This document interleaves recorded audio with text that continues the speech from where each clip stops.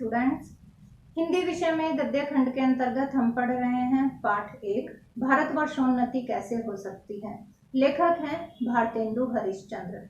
भारतेंदु हरिश्चंद्र जी ने प्रस्तुत निबंध में भारतीयों की अकर्मण्यता और उनके आलस्य पर यहाँ चर्चा की है। पूर्व में कुछ गद्यांशों का हम अध्ययन कर चुके हैं। आइए संकेत के माध्यम से देखते हैं कि आज हम कौन से गद्यांश का भावार्थ समझेंगे। संबंधित प्रश्नोत्तरों पर भी चर्चा करेंगे। तो संकेत है, अब भी तुम यहाँ से लेकर और फेंक दो, यहाँ तक आज हम इस गद्यांश का भावार्थ समझेंगे। चलिए शुरू करते हैं। अब भी तुम लोग अपने को न सुधारो तो तुम ही रहो, और वह सुधारना भी ऐसा होना चाहिए कि सब बात में उन्नति हो। धर्म में, घर के काम में, बाहर के काम में, रोजगार में, शिष्टाचार में, चाल चलन में, शरीर में, बल में, समाज में, युवा में, वृद्ध में, स्त्री में, पुरुष में, अमीर में, गरीब में, भारतवर्ष की सब अवस्था, सब जाति, सब देश में उन्नति करो। सब ऐसी बातों को छोड़ो जो तुम्हारे इस पथ के कंटक हों, चाहे लोग तुम्हें निकम्मा कहें, क्रिस्तान कहें या भ्रष्ट कहें। तुम केवल अपने देश की दीन दशा को देखो, उनकी बात मत सुनो। अपमानम पुरस्कृत्यम मानम कृत्वा तु प्रस्थतः स्वकार्यम साधयेत धीमान कार्यध्वंसो ही मूर्खता। जो लोग अपने को देश हितैषी लगाते हो, वह अपने सुख को होम करके, अपने धन और मान का बलिदान करके कमर कस के उठो। देखा देखी थोड़े दिनों में सब कुछ बदल जाएगा। अपनी खराबियों के मूल कारणों को खोजो। कोई धर्म की आड़ में, कोई देश की चाल की आड़ में, कोई सुख की आड़ में छिपे हैं। उन चोरों को वहां से पकड़ कर लाओ, उन्हें बांध बांध कर कैद करो। इस समय जो जो तुम्हारी उन्नति पथ का कांटा हो, उसकी जड़ खोदकर फेंक दो। यहाँ तक आज हम पढ़ेंगे। भावार्थ समझ लेते हैं।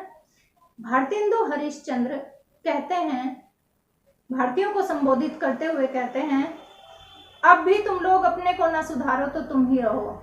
ये समय ऐसा है कि अगर इस समय भी तुम अपने आप को नहीं सुधारोगे तो फिर जैसे हो वैसे ही रह जाओगे।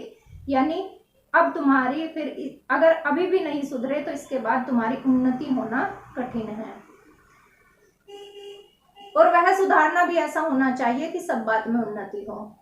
आगे भारतेंदु हरिश्चंद्र कहते हैं कि वह सुधार प्रत्येक दिशा में होना चाहिए। यानी कोई भी क्षेत्र ऐसा ना छूट जाए जिस क्षेत्र में तुम्हारी प्रगति ना हो। यहाँ पर उन्होंने विस्तार से चर्चा की है सभी क्षेत्रों की।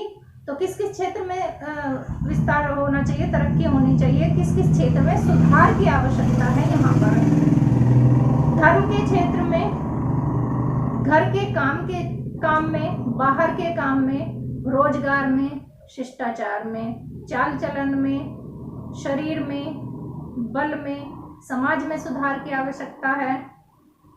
युवाओं में, वृद्ध में, स्त्री में, पुरुष में, चाहे वह अमीर है चाहे वह गरीब है, भारतवर्ष की सब अवस्था में। यानी कोई भी क्षेत्र ऐसा नहीं है कि जहां पर तुमको सुधार की आवश्यकता नहीं है। यानी कि प्रत्येक क्षेत्र में तुमको सुधार की आवश्यकता है। ऐसी सब बातों को छोड़ो जो तुम्हारे पथ के कंटक हों, चाहे लोग तुम्हें निकम्मा कहें या क्रिस्तान कहें, भ्रष्ट कहें। सब ऐसी बातों को छोड़ दो जो तुम्हारे उन्नति के रास्ते में कांटे के समान हो।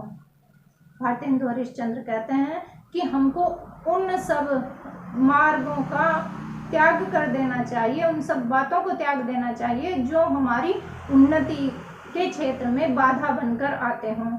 इसके लिए चाहे लोग तुम्हें कुछ भी कहें, चाहे निकम्मा कहें, चाहे क्रिस्तान कहें, क्रिस्तान यानी अकर्मण्य, जो कार्य नहीं करना चाहता है, चाहे तुमको भ्रष्ट कहें, लेकिन यह समय ऐसा है कि तुमको संपूर्ण पूरी तरह से केवल अपने देश की तरक्की के विषय में सोचना ही चाहिए।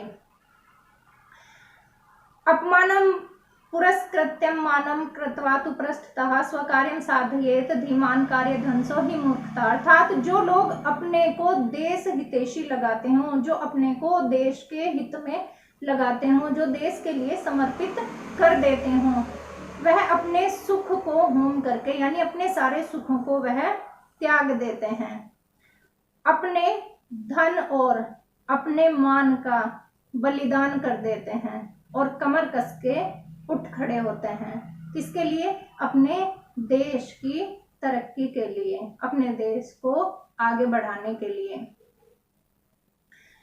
देखा देखी थोड़े दिन में सब कुछ बदल जाएगा। यदि तुम इस तरह से कार्य करते हो तो कुछ ही समय के बाद तुम देखोगे कि हमारे आसपास धीरे धीरे सब कुछ बदल रहा है, सब कुछ निरंतर प्रगति की ओर अग्रसर हो रहा है। अपनी खराबियों के मूल कारणों को खोजो। भारतेंदु हरिश्चंद्र कहते हैं कि जो तुम्हारे अंदर जो खराबी है उनके मूल कारणों को तुमको खोजना ही पड़ेगा, उनको ढूंढना ही पड़ेगा।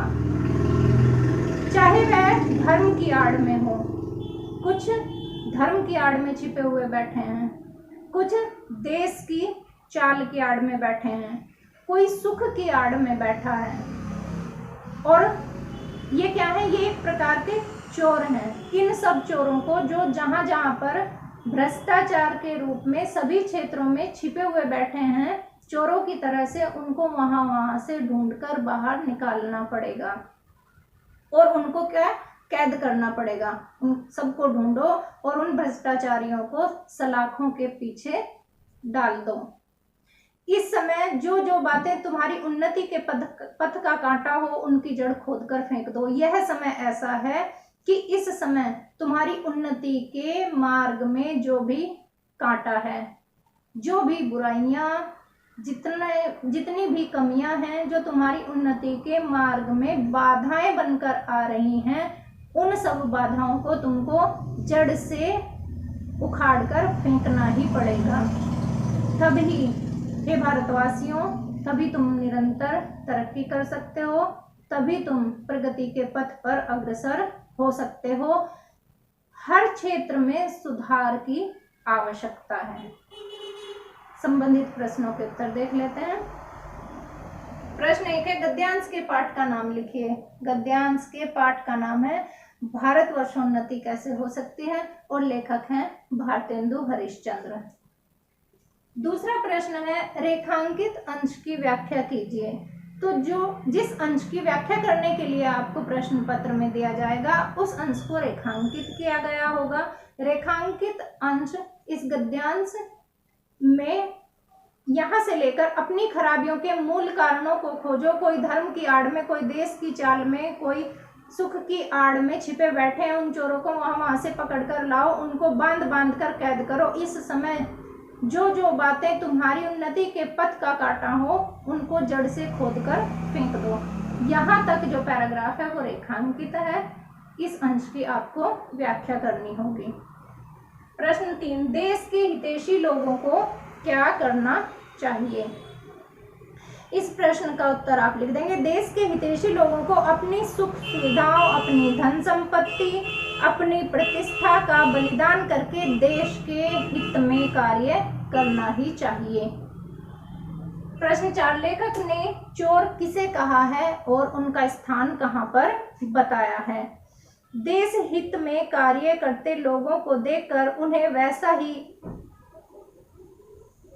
बहुत बढ़ा चढ़ाकर देश का अहित करने वाले लोगों और भ्रष्टाचारियों को यहाँ पर चोर कहा है। उनका स्थान कहाँ पर बताया है? सलाखों के पीछे। उनको कैद करो और सलाखों के पीछे डाल दो, ऐसा भारतेंदु हरिश्चंद्र ने इस गद्यांश में वर्णन किया है। तो उनका स्थान कहाँ है? उनका स्थान जेल में या सलाखों के पीछे है। देखा देखी कुछ दिन में क्या हो जाएगा? देश हित में लोगों को सारी व्यवस्थाओं में, जितनी सारी अव्यवस्थाएं हैं, उन अव्यवस्थाओं में सुधार आना शुरू हो जाएगा। देखा देखी परिवर्तन होना शुरू हो जाएगा। इस गद्यांश के भावार्थ को अच्छी प्रकार से आप समझ लेंगे। संबंधित प्रश्नोत्तरों को अपनी उत्तर पुस्तिका में लिख लेंगे। धन्यवाद।